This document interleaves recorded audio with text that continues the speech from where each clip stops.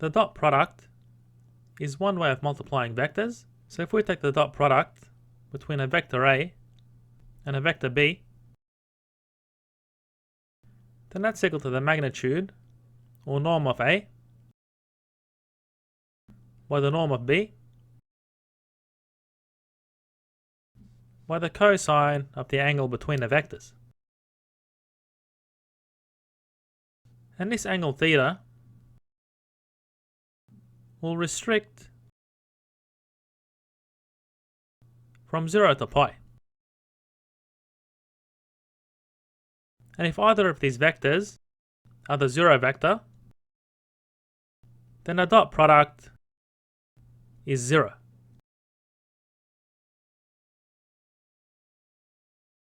So note that the dot product is also known as the Euclidean inner product, and it returns a scalar quantity.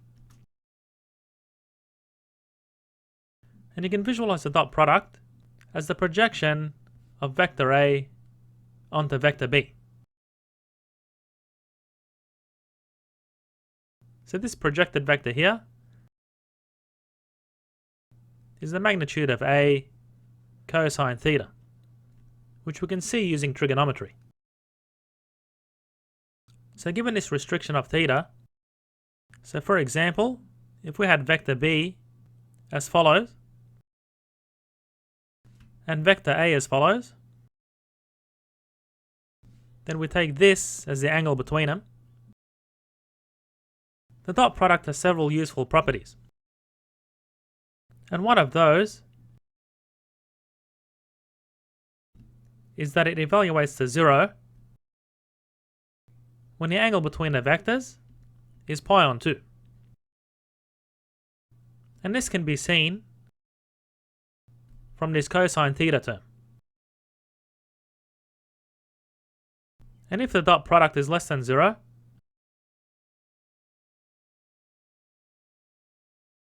then the angle between the vectors is obtuse.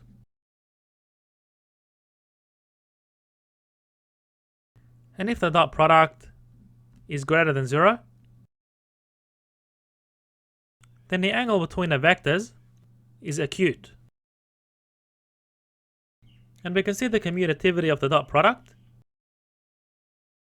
by the expression on the right hand side.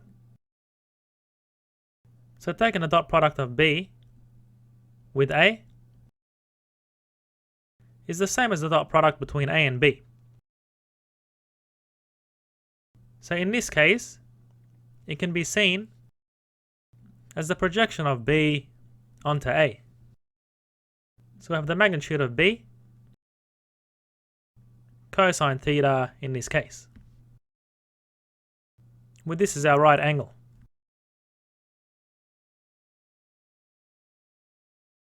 We can also evaluate the dot product in component form. So in 3 space, if A has the following components, which are the components in the x, y, and z direction, and B also has similar components, so B1 to B3, then we can evaluate the dot product between A and B by summing the product of each of the components together. So we have A1 B1 plus A2 B2 plus A3 B3. So to see why this works, we can apply the law of cosines. So if we see these vectors arranged in a plane, then the squared magnitude of vector C is equal to the squared magnitude of A plus the squared norm of B. So that gives the squared distance of each edge of that triangle, and minus 2 by the magnitude of A by the magnitude of B cosine theta, being the angle between the vectors A and B. So this here is the law of cosines from trigonometry. we recognize that this here is the dot product between A and B. So if we take this to the other side and take C to the other side and then divide by 2, we get 1/2 by the norm of A squared plus the norm of B squared minus the norm of C squared.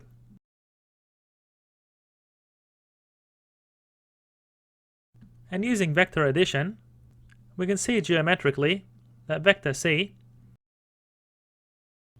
is the sum of vector A plus vector B negated.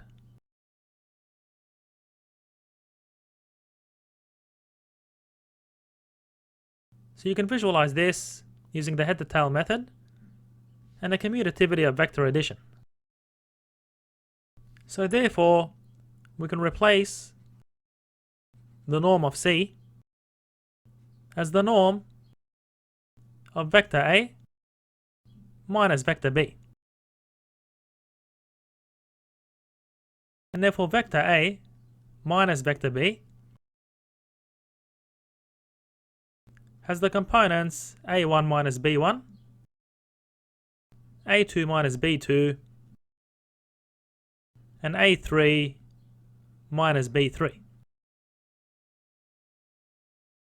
So if you note that the squared magnitude of A is A1 squared plus A2 squared plus A3 squared,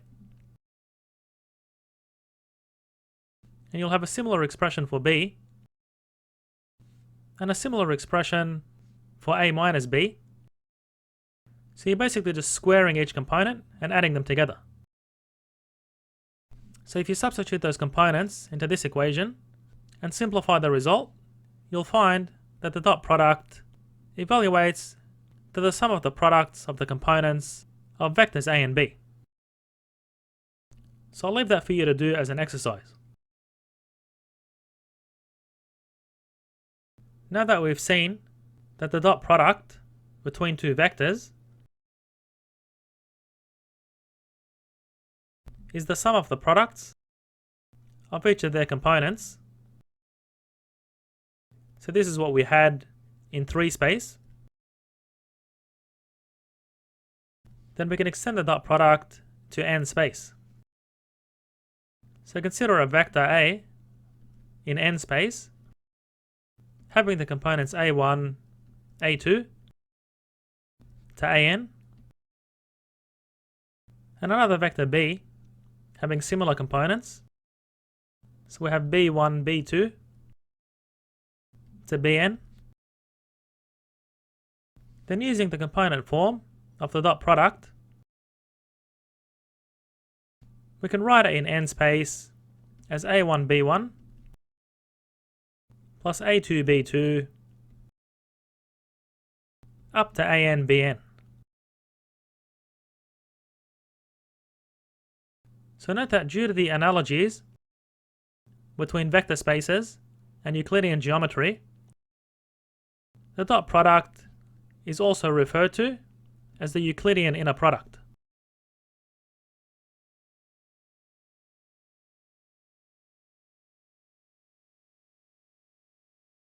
The dot product, being the product of two vectors, has similar algebraic properties as the products of real numbers. So recall that the dot product between a vector and itself is the sum of the squares of its components.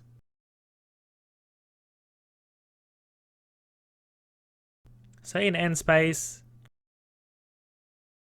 we have up to the nth component squared. So on the right hand side, we have the squared magnitude of A. So if you take the square root of both sides, you get the norm of A is equal to the square root of the dot product of the vector with itself. And the dot product of a vector A with a vector B is the same as taking a dot product between vector b and a, as we saw in 2 space. So that's the commutative property of the dot product. And the dot product is also distributive, so if we take the dot product between a and another vector b plus c,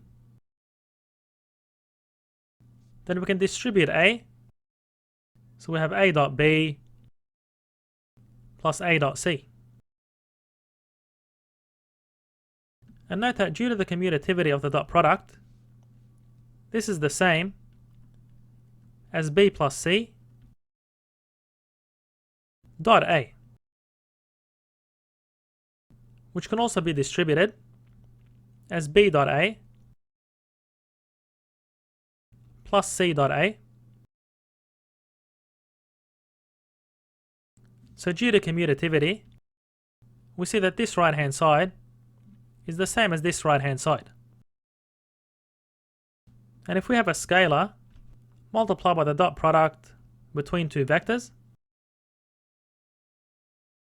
then we can multiply the scalar by vector a and then take the dot product.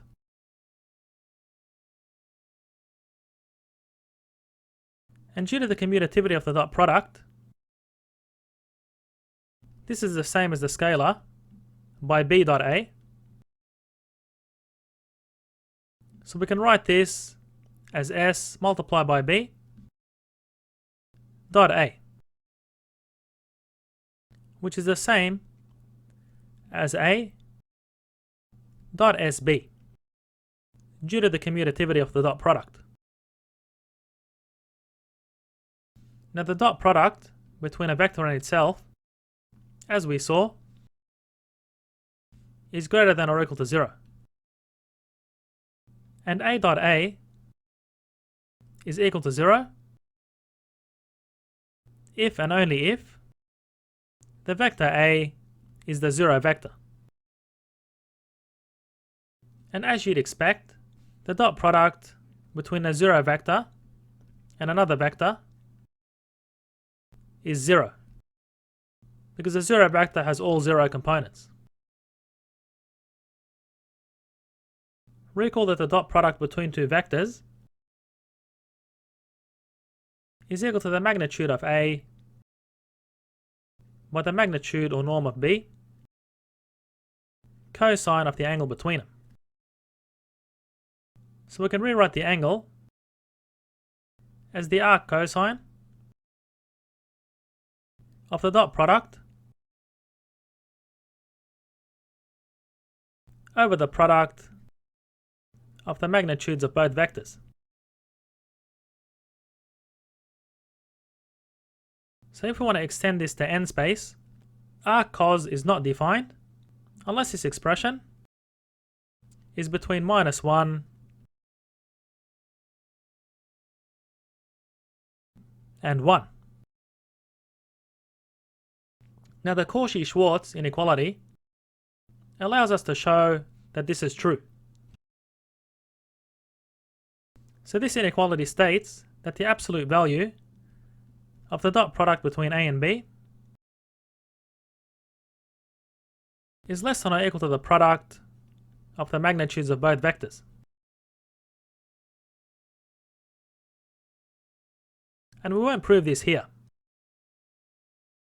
So therefore, if we divide through by this expression on the right hand side, then the inequality becomes the absolute value of the dot product over the product of the magnitudes of the vectors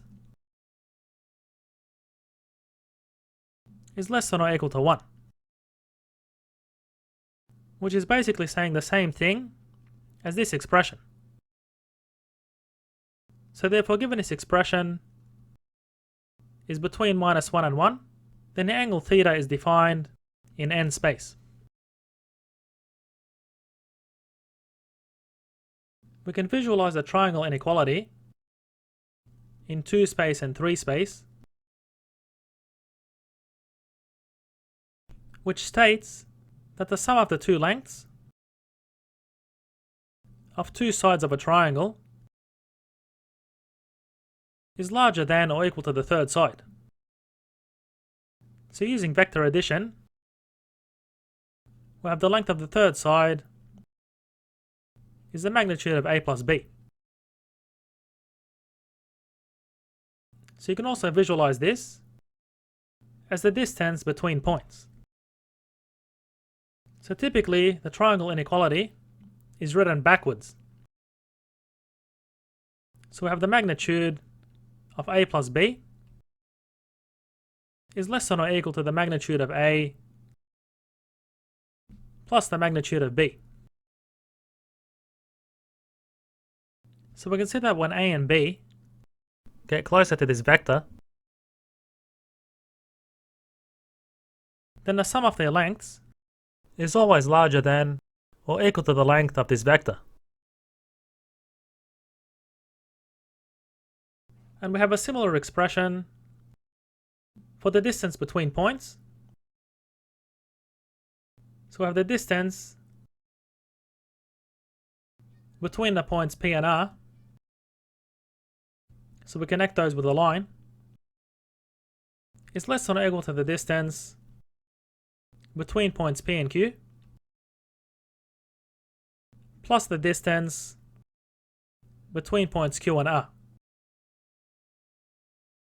So this is basically saying that the shortest distance between 2 points is a straight line.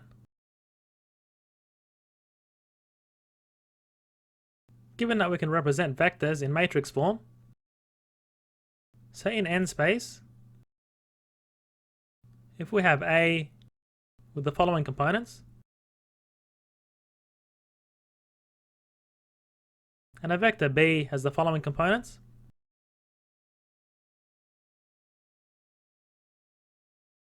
so this column vector has n rows by one column, and this vector has n rows by one column.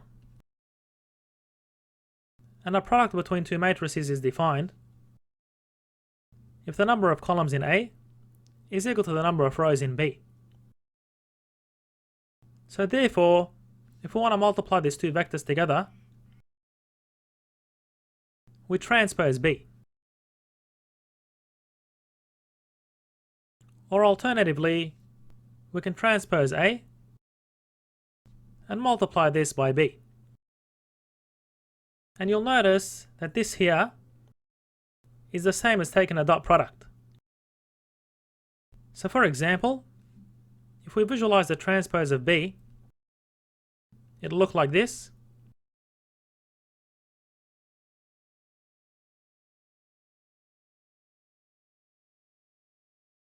So multiplying these two matrices is the same as taking the sum of the products of the components of the vectors. So for example, this gives a1 b1 plus a2 b2 and so on up to an bn. So this is exactly the same as taking a dot product between a and b. And this leads to some useful operations. So for example, if we had a matrix multiplied by A dot B, then it's the same as multiplying the transpose of B by the vector that results from multiplying M with A. And then using the associativity property of matrix multiplication, we can write the transpose of B multiplied by M multiplied by A.